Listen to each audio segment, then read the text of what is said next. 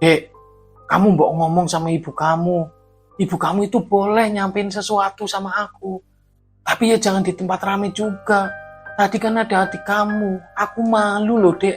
Harga diriku itu berasa diinjak-injak banget. Dan tiba-tiba saja Bapak Darmono atau bapak mertuanya si Yusuf ini dikabarkan meninggal dunia nih. Itu tanpa sakit, tanpa apa. Dan akhirnya di situ si Yusuf itu datang kan, jelas karena dia kan statusnya bapaknya gitu, bapak mertua. Dia itu datang, dan kedatangannya itu dia itu sudah menggunakan atau membawa mobil mewah. Assalamualaikum warahmatullahi wabarakatuh. Ketemu lagi dengan saya Doni Free di channel Sudut Malam tentunya. Gimana puasanya, masih lancar kan? Wah, pastinya semoga puasa kita, ibadah kita di bulan suci Ramadan ini semoga dilancarkan sampai lebaran dan seterusnya. Amin ya rabbal alamin. Oke, di episode kali ini saya itu akan menceritakan sebuah pesugihan. Ini nih ada seorang menantu itu didesak nih oleh ibu mertuanya. Akhirnya dia itu melakukan pesugihan. Tetapi seperti biasanya sebelum kita lanjut ke ceritanya, buat kalian yang baru nemu channel ini atau baru nemu video ini, langsung saja diklik subscribe-nya. Pokoknya di sini tuh banyak banget cerita-cerita menarik mengenai pesugihan dan lain sebagainya. Dan buat yang udah subscribe, seperti biasa jangan lupa absennya. Dan mungkin gak usah lama-lama lagi, kita langsung menuju ke ceritanya.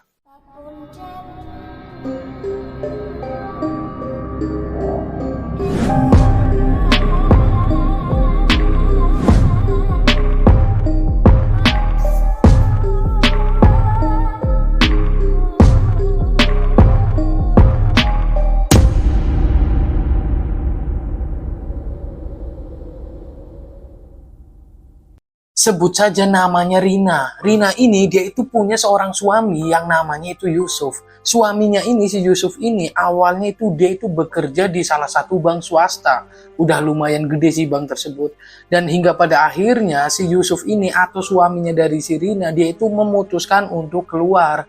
Dia itu pengen mulai wirausaha karena dia itu mikirnya, masa iya sih sampai tua nanti aku bakalan kerja terus. Aku ini harus ada usaha nih. Akhirnya dia itu memberanikan diri untuk keluar dari kerjaannya dan dia itu membuka warung kelontong. Nah, namanya juga merintis gitu kan, nggak langsung berada di atas. Jadi setiap harinya ini setelah si Yusuf ini keluar dari kerjaannya, ekonominya si Rina ini itu semakin hari semakin menurun nih. Ya mungkin karena warungnya kan baru buka, nggak mungkin langsung laku keras gitu kan. Ya ada setiap hari pembeli, tapi memang itu nggak banyak gitu loh. Nah di sisi lain, si Rina ini mempunyai ibu nih, sebut saja namanya Ibu Lastri. Dan Rina juga dia memiliki adik namanya si Rini. Dan si Rini ini dia itu mempunyai suami namanya Anto. Lah Anto ini kebetulan dia juga sudah mempunyai usaha rental mobil nih. Dan ekonominya si Rini ini itu di atasnya Rina, bahkan jauh banget. Si Rina itu di bawahnya si Rini gitu loh. Oleh sebab itulah kenapa Ibu Lastri atau mertuanya dari si Yusuf ini selalu membangga-banggakan si Anto atau adik iparnya. Lah di suatu waktu itu kan pasti ada acara tuh, disebutkan setiap 1 bulan sekali itu semua mereka itu ngumpul nih di rumahnya Ibu Lastri, di rumahnya orang tua si Rini dan si Rina. Nah pada saat mereka setelah selesai makan malam, tiba-tiba ibu mertuanya si Yusuf ini atau Bu Lastri dia itu nyeletuk. Sof, lihat tuh adik kamu Anto. Dia loh, usahanya udah keren sekarang, udah maju, udah tinggi banget. Rental mobilnya sekarang mobilnya udah ada 20 unit ya toh. Kamu contoh itu loh adik kamu belajar sama adik kamu. Masa iya kamu kalah sama adik kamu? Lah di sini si Yusuf ini cuman mengangguk. Pada saat itu pertama ya mungkin si Yusuf masih menerima lah dia dikatain seperti itu, walaupun sebenarnya itu nggak pantas banget tuh hal kayak gituan dibahas di depan keluarga besar, karena Yusuf pastinya di situ malu dong. Nah tetapi di sini si Rina ini langsung mengusap pundaknya si Yusuf. Bu, Mas Yusuf juga lagi usaha kok Bu. Makanya bantu doa ya Bu supaya usaha kita lancar. Allah, dari dulu juga usaha, bantu doa. Tapi nyatanya sampai sekarang warung kelontongnya masih segitu aja. Boro-boro buka cabang baru, orang satu toko aja masih sepi banget kayak gitu. Ibu kan udah ngomong, Sof, kamu itu nggak usah sok-sokan keluar dari kerjaan kamu. Udah kamu mending diterusin aja di kerjaan itu. Lagian di kerjaan itu udah bisa mencukupi kebutuhan kamu sama istrimu. Bahkan lebih kan, kamu sudah bisa punya mobil loh dulu lah. Sekarang kamu keluar, kamu buka usaha sendiri. Malah apa yang kamu dapetin? Mobil hilang. Rumah sekarang kamu ngontrak. Makanya kalau ada orang tua ngomong itu didengerin. Nah akhirnya di sini tiba-tiba saja si Yusuf ini pergi dari meja makan tersebut. Nah di situ akhirnya keadaan itu menjadi hening nih. Nah di situ tiba-tiba saja bapak mertuanya si Yusuf itu langsung mengejar si Yusuf. Dia tuh ngomong sama si Yusuf, nah udah jangan didengerin omongan ibu kamu. Dia memang kadang seperti itu. Aku juga kadang sering banget nggak cocok karena berbeda pendapat sama dia. Iya pak, nggak apa-apa. Di sini suaminya Ibu Lastri, sebut saja namanya Pak Darmono, dia itu halus banget, lembut banget. Dia itu kalau ngomong itu menjaga perasaan seseorang. Jadi dia itu nggak pernah menyakitin anak menantunya gitu loh. Di situ juga udah kelihatan cara dia ngomong, menyampaikan sama si Yusuf. Dia itu lembut banget gitu. Dan akhirnya makan malam itu pun selesai dan si Rina dan si Rini ini kembali ke rumahnya masing-masing. Di sini itu terlihat berbeda banget. Si Rini ini pergi, dia itu menggunakan mobil. Sedangkan si Rina dan si Yusuf, dia itu hanya menggunakan motor butut. Di sini kembali lagi disinggung sama Ibu Lastri. Sof, lihat tuh adik kamu si Anto. Hujan gak kehujanan, panas gak kepanasan. Lah kamu pakai motor butut kayak gini. Hujan di tengah jalan pasti berhenti, ngiup. Kamu berteduh ke sana kemari. 1 jam seharusnya waktu yang ditempuh jadi 4 jam karena itu hujan dan lain sebagainya. Nah, makanya beli mobil tuh kayak si Anto.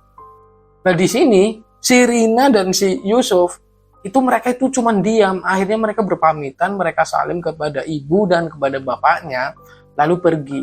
Tetapi ketika si Yusuf ini bersalaman dengan Ibu Lastri malah buang muka.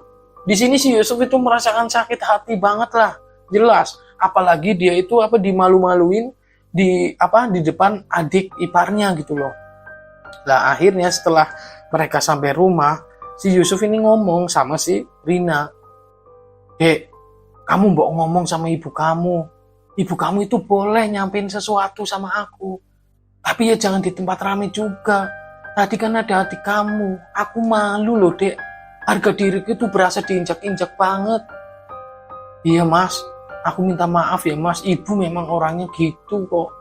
Nanti aku ngomong deh sama ibu. 1 bulan setelah kejadian itu, si Yusuf ini dan Rina, dia itu nggak pernah lagi main ke rumahnya ibunya si Rina. Karena si Yusuf itu masih mengingat rasanya gimana sakit hatinya, dia itu direndahin, harga dirinya diinjak-injak gitu loh.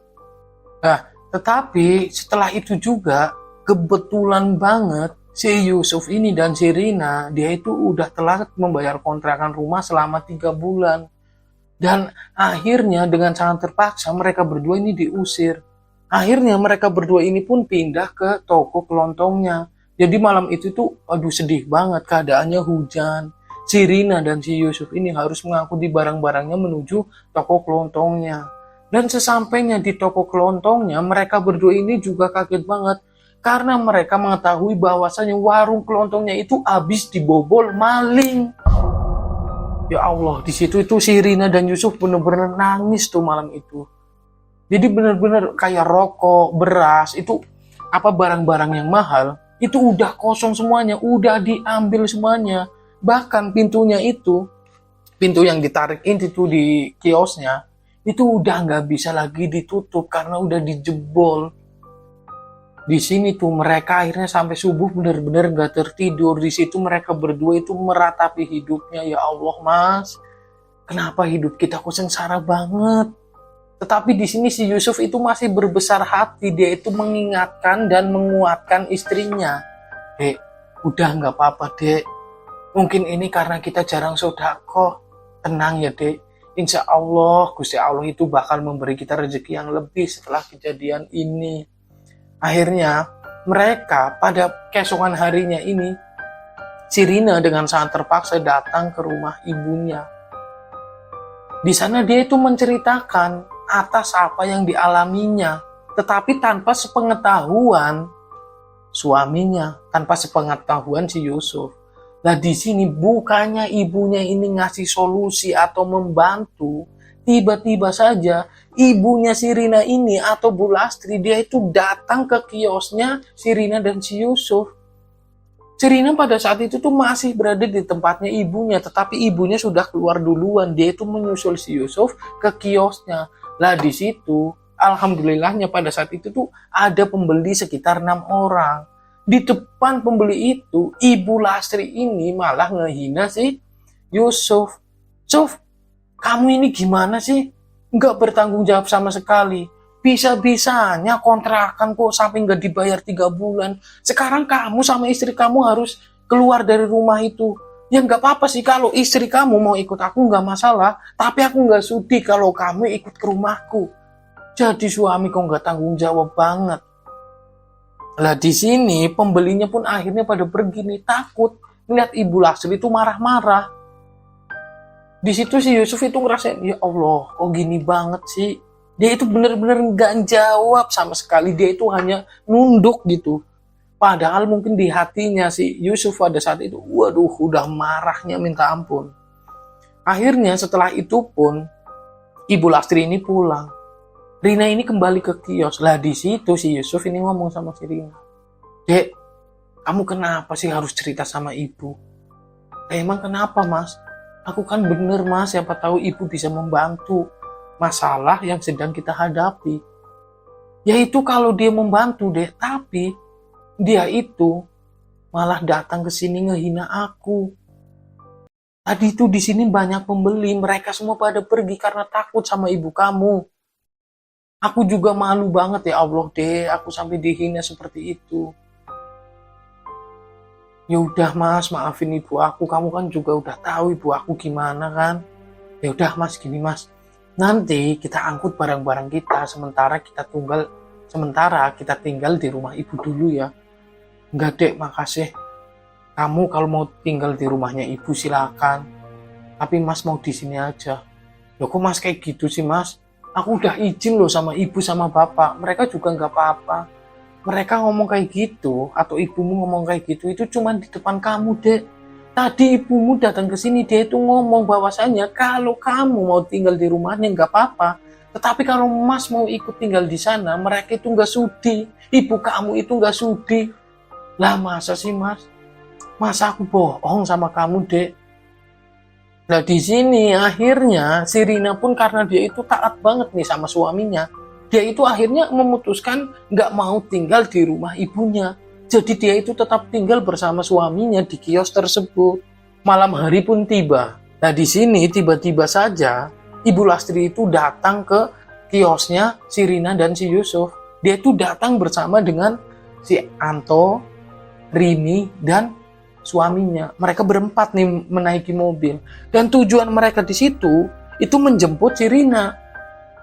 Nah di sini tetapi ayahnya dari Rina itu keberatan jika misalkan si Yusuf ini tetap tinggal di kios. Jadi dia itu pengennya Yusuf juga pulang ke rumah mereka. Jadi bareng gitu sama si Rina.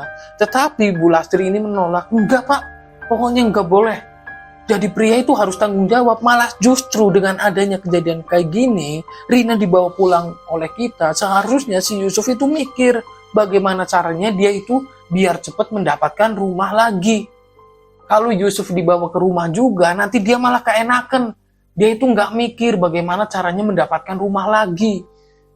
Nah di sini bapaknya ini, Pak Darmono ini juga agak kesel sih sama istrinya. Sedih juga kan, dia kasihan sama anak menantunya, sama si Yusuf. Tapi apa daya lah, si Bu Lastri ini emang keras banget nih. Akhirnya dibawalah si Rina menuju ke rumahnya mereka. Dan di situ Yusuf pun ditinggalkan.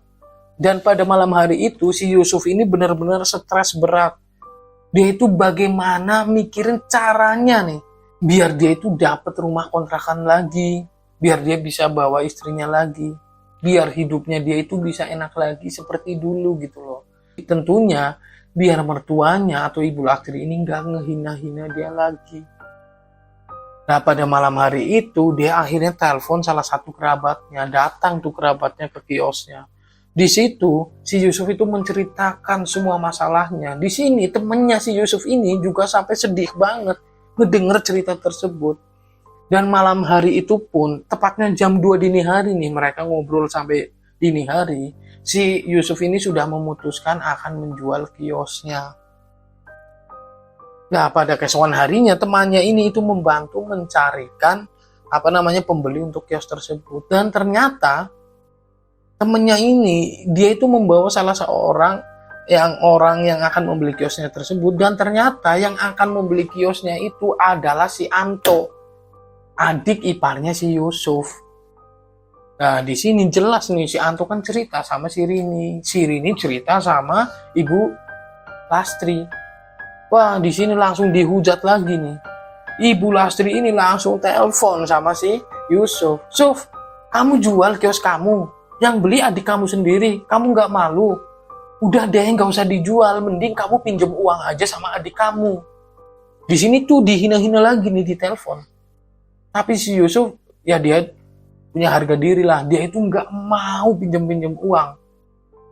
Dia tetap kokoh, udahlah jual aja kiosnya. Dan akhirnya dibeli nih sama si Anto. Dan si Anto ini juga orangnya agak sombong. Dia ke Yusuf ini itu nggak ramah banget, ke kakak iparnya nggak ramah sama sekali. Akhirnya udah, setelah kiosnya dijual, si Yusuf ini mencari kontrakan. Dan setelah itu dia membawa barang-barangnya tuh ke situ. Dan di kontrakan dia itu termenung tuh. Satu malam bener-bener dia itu nggak bisa tertidur. Dia ini mikirin bagaimana caranya untuk membangkitkan lagi ekonominya. Dan pada malam hari itu, dia itu masih ditemani salah satu seorang temannya yang membantu menjual kiosnya. Dan di situ disarankan pesugihan. Dan ternyata, karena pada saat itu pikirannya si Yusuf ini saat itu kacau. Dia itu nggak bisa berpikir jernih. Yang ada di dalam pikirannya itu gimana caranya dia itu membangkitkan ekonominya lagi. Gimana caranya dia itu bisa menjemput istrinya lagi, memberikan kebahagiaan kepada istrinya. Dan tentunya dia ini pengen membuktikan kepada mertuanya bahwasanya dia juga bisa sukses gitu loh. Dan akhirnya singkat cerita pada keesokan harinya, si Yusuf ini pergi nih bareng sama temennya, dan di situ dia itu minta diantar oleh Reza. Reza ini adalah keponakannya. Lebih tepatnya si Reza ini adalah adik sepupunya si Rina. Karena Reza ini kan punya mobil nih, diantarkannya mereka berdua ini ke wilayah yang berada di Jawa Tengah. Di situ tuh memang udah terkenal banget tempat pesugihan. Tetapi pada saat sampai di situ si Reza ini emang nggak tahu di situ tempat pesugihan. Jadi di situ si Reza ini cuma nganterin si Yusuf dan temannya. Setelah itu dia itu pulang gitu kan. Nah, sebelumnya si Reza pulang, dia itu sempat mampir ke salah satu warung. Dan di warung tersebut dia itu bercerita nih sama orang warung. Dan di warung tersebut dia itu ditanya sama si orang warung, "Mas, siapa yang mau pesugihan?" "Loh, pesugihan apa, Pak?" "Nah, Masnya kesini mau itu kan pesugihan?" "Enggak, Pak, saya nganterin itu kakak sepupu saya." "Oh alah, berarti mungkin kakak sepupu jenengan, Mas, yang mau melakukan pesugihan." Bentar, Pak, emang di sini pesugihan ya, Pak?" "Iya, Mas, orang yang datang ke sini itu jauh-jauh banget, mereka itu cari pesugihan di sini, Mas." "Oh alah, ya udah, Pak." Dan akhirnya cukup tahu nih si Reza. Tapi si Reza ini benar-benar nyimpen, dia itu pura-pura nggak tahu bahwasanya si Yusuf itu datang ke tempat itu mau melakukan pesugihan. Akhirnya si Reza ini pun pulang. Nah, di situ selang 4 hari si Reza ini ditelepon nih sama si Yusuf. Dia itu disuruh datang ke situ lagi untuk menjemput si Yusuf dan temennya. Akhirnya si Reza datang ke situ. Dan perjalanannya juga agak jauh sih, karena si Reza atau si Yusuf ini berada di Jawa Barat nih. Setelah itu singkat cerita 2 hari itu mereka udah pulang di rumahnya. Nah di situ si Reza ini sempat kaget banget nih. Karena si Yusuf ini memberikan uang yang lebih pada saat kemarin dia mengantarkan, dia itu kan membayar sesuai kesepakatan. Tetapi pada saat dia pulang penjemputan itu, si Reza ini diberikan uang ongkosnya itu 5 kali lipat, banyak banget. Tapi di sini si Reza emang nggak tahu ya, nggak tahu itu duit dari mana gitulah. Yang penting dia dikasih uang banyak, seneng banget dong si Reza gitu. Nah setelah itu, 1 minggu kemudian tiba-tiba saja Bapak Darmono atau bapak mertuanya si Yusuf ini dikabarkan meninggal dunia nih. Itu tanpa sakit, tanpa apa. Dan akhirnya di situ si Yusuf itu datang kan, jelas karena dia kan statusnya bapaknya gitu, bapak mertua. Dia itu datang, dan kedatangannya itu dia itu sudah menggunakan atau membawa mobil mewah. Dan di sini jamnya pun itu terlihat menggunakan jam emas, cincin. Pokoknya itu si Yusuf itu berbeda banget. Sekarang dia itu udah dari tampilannya aja orang lihat udah tahu nih si Yusuf itu orang kaya gitu. Nah di sini semua keluarga bingung, termasuk Ibu Lastri, Anto, Rina, Rini itu heran.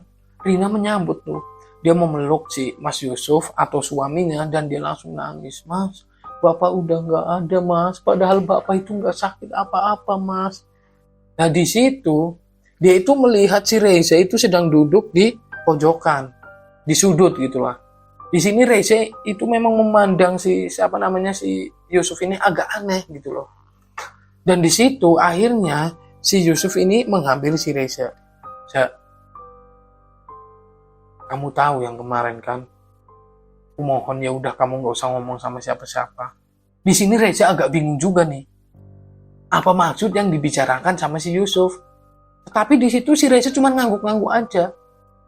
Singkat cerita, sudah dimakamkan nih Pak Darmono. Dan malam itu adalah malam peringatan 7 hari meninggalnya Pak Darmono. Dan pada malam itu juga, si Yusuf ini berpamitan kepada ibunya. Dia itu akan kembali membawa si Rina menuju ke rumahnya. Dan di situ diceritakan bahwasannya si Yusuf ini sudah memiliki rumah sendiri. Dan dia juga sudah membeli kios 4 nih. Jadi dia udah ngomong bahwasanya dia itu udah sukses sekarang. Di sini Ibu Lastri yang tadinya cemberut, benci banget sama si Yusuf, tiba-tiba tersenyum bahagia. Malah dia itu nawarin sama si Yusuf. Yusuf, bapak kan baru aja meninggal. Lebih baik kamu tinggal di sini aja lah sama si Rina buat temenin ibu. Nah di sini si Yusuf kembali nih, dia itu balas dengan sombong. Maaf bu, aku nggak usah tinggal di sini aja. Insya Allah aku bisa hidupin anak ibu, bisa bahagiain anak ibu. Aku sudah bisa beliin rumah buat si Rina. Langsung nih si Yusuf pergi. Dan di situ si Rina itu juga membaca bahwasannya kok suaminya sekarang jadi sombong gitu loh. Mereka itu nggak berpikir bahwasannya selama ini si Yusuf itu sempat ngempet rasa kecewanya, rasa dendamnya kepada ibu mertuanya yang selalu merendahkannya gitu loh. Nah setelah mereka berdua ini pulang, tiba-tiba Reza itu mendekat sama si Ibu Lastri atau sama budenya gitu. Di situ itu masih banyak banget kerabatnya mereka yang masih kumpul. Dan tiba-tiba aja itu ada salah satu seorang keluarga mereka yang celetuk. Kok bisa ya? Pak Darmono itu tiba-tiba meninggal dunia padahal dia kan nggak sakit nggak apa. Terusan Reza langsung jawab nih, oh iya, itu Bude tahu nggak? Bude curiga nggak? Kok bisa Mas Yusuf itu tiba-tiba jadi kaya banget sekarang? Kok iya ya si Anto dan si Rini itu kumpul keluarga besar tuh di situ ngebahas tersebut. Dan di situ si Reza ini bercerita bahwasannya beberapa waktu yang lalu dia itu sempat nganterin si Yusuf ini bareng temennya ke suatu daerah yang berada di Jawa Tengah. Dan itu adalah merupakan tempat pesugihan. Dan akhirnya semua keluarga di sini pun langsung terpikirkan apa mungkin Pak Darmono ini dijadikan tumbal oleh si Yusuf. Dan ini tuh si Reza itu lebih menguatkan lagi. Dia itu pada saat hari di mana Pak Darmono meninggal, si Yusuf ini datang mendekati dirinya dan dia itu mengatakan bahwasanya, kamu udah tahu kan Za, kamu diem aja ya. Tetapi di situ Reza juga agak bingung dengan perkataannya si Yusuf. Nah di sini Itu menguatkan mereka semua nih, keluarga Pak Darmono yang saat itu sedang ada di situ. Menguatkan pikirannya mereka bahwasannya itu benar nih. Mungkin si Yusuf itu menjadikan Pak Darmono sebagai tumbal. Dan akhirnya malam itu juga si Reza ini disuruh mencari temannya si Yusuf yang pada saat itu pergi bareng sama si Yusuf. Dan alhamdulillahnya pada saat kemarin si Reza ini tahu nih, jadi pada saat dia mengantarkan pulang si Yusuf bersama temannya si Yusuf ini diantarkan di depan rumahnya. Nah di sini akhirnya Reza dan dua orang sepupunya, dia itu langsung datang menemui temannya si Yusuf. Akhirnya dibawa nih temannya si Yusuf menuju rumahnya Ibu Lastri, dan di situ benar-benar temannya si Yusuf ini diinterogasi, disudutkan pada malam hari itu juga, dan akhirnya terbongkar. Jadi benar nih, si Yusuf ini menjadikan Bapak Darmono ini tumbal. Dan kenapa si Yusuf ini sampai melakukan pesugihan? Dia itu menceritakan sama keluarganya si Rina. Jadi si Yusuf ini emang pengen balas dendam banget sama ibunya, sama ibu mertuanya, karena dia itu selalu direndahin. Dan kenapa Pak Darmono yang dijadikan tumbal? Padahal menurut si Yusuf, Pak Darmono ini orang yang paling baik nih. Baik banget sama dia. Karena dia tuh ngerasa kasihan Pak Darmono kalau dia itu punya istri yang rewel, yang bawel seperti Bu Lastri gitu loh. Akhirnya diputuskanlah si Pak Darmono ini yang dijadikan tumbal. Ini malah jadi kebalik ya, seharusnya kan Pak Darmono itu jangan dijadiin tumbal, soalnya dia itu baik. Seharusnya Ibu Lastri ini yang dijadiin tumbal. Dan akhirnya malam itu juga, ini udah masuk di jam 1 nih. Dijemputlah nih, namanya si Rina dan si Yusuf. Di sini si Rina sebenarnya yang diminta pulang, tetapi karena si Yusuf ini nggak mau, akhirnya si Yusuf ikut menuju ke rumah mertuanya lagi. Dan di situ dia itu belum tahu di perjalanan. Ternyata ketika mereka berdua itu masuk ke dalam rumahnya si Rina atau Ibu Lastri, si Yusuf kaget banget ketika dia itu melihat si Untung berada di rumahnya si Rina. Loh, kok kamu di sini, Tung? Di sini si Untung atau temennya si Yusuf ini, dia itu cuma diam, gak jawab sama sekali. Lah di sini tiba-tiba saja kakaknya Bu Lastri, dia itu langsung diletuk. Itu Pak Slamet namanya. Si Yusuf ini biasa manggil dia itu Pak De Slamet. Pak De Slamet ini langsung ngomong panjang lebar banyak banget. Dan di situ akhirnya si Yusuf pun udah nggak bisa mengelak dan dia pun mengakui kesalahannya. Dia mengakui juga bahwasannya Pak Darmono atau bapak mertuanya itu dijadikan tumbal untuk pesugihannya. Dan malam itu tuh kacau banget. Semua orang yang berada di situ tuh nangis semua, tidak terkecuali istrinya si Yusuf. Bahkan ketika si Yusuf ini mencoba merangkul istrinya itu langsung merempalkan tangannya si Yusuf. Dia itu udah kayak nggak sudi banget, amit-amit banget dipegang sama si Yusuf. Nah, akhirnya di sini udah terjadi kesepakatan bahwasannya si Rina ini akan menceraikan si Yusuf. Udah berantakan banget nih. Nah di situ si Yusuf ini langsung berdiri, dia itu langsung meraih si Untung. Dia itu langsung memegang Untung dan dia itu menghajar Untung di depan di situ. Pokoknya geger tuh pada malam hari itu. Dan hingga pada akhirnya, singkat cerita setelah jam 2 akhirnya di sini Yusuf ini sudah memutuskan nih. Udah memutuskan bahwasannya ya udahlah, udah terjadi nggak apa-apa, dan di situ masih keadaan masih ribut tuh. Dia pun akhirnya pulang. Dan kebetulan rumahnya Bu Lastri ini itu berada di pinggir jalan raya, jalan utama gitu, gede gitu. Tidak lama setelah kepergiannya si Yusuf, tiba-tiba saja itu terdengar suara buat keras banget. Dan seisi rumah itu mendengar semuanya. Akhirnya mereka semua yang berada di rumahnya Bu Lastri itu bergegas keluar rumah. Dan ternyata ketika mereka itu melihat, itu di jarak sekitar 30 meteran, terlihat mobilnya si Yusuf itu udah terbalik. Ternyata si Yusuf ini itu bertabrakan dengan truk besar.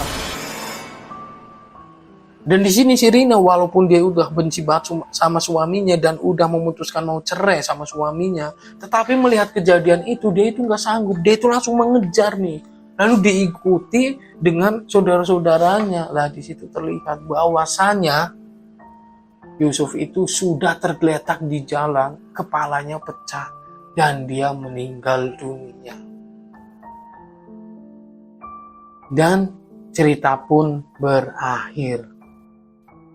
Jadi di sini Yusuf ini tidak sempat menikmati hartanya dengan lama. Ya baru beberapa minggu gitu kan. Akhirnya dia pun meninggal dunia. Duh, ngeri juga nih. Berawal dari sakit hati, akhirnya dia memilih pesugihan dan akhirnya dia juga yang dijadikan korban atau tumbal dari pesugihannya sendiri. Amit-amit. Jangan sampai kita semua seperti itu.